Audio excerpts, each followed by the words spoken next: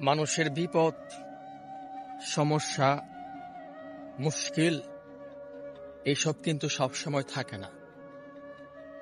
মানুষ ক্ষণিকের জন্য সমস্যায় পড়ে।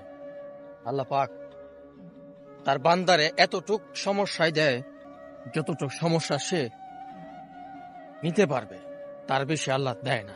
কারণ আল্লাহ তো জুলুমকারীরে পছন্দ করে না।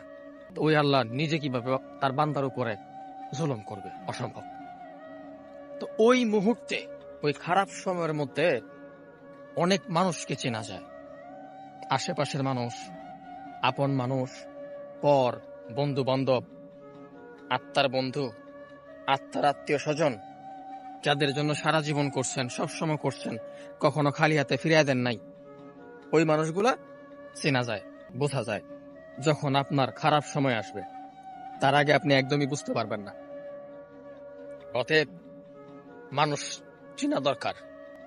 বাইচা থাকা অবস্থায় প্রত্যেকটা মানুষ চিনা রাখা দরকার, বিশেষ করে বিপদের সময়।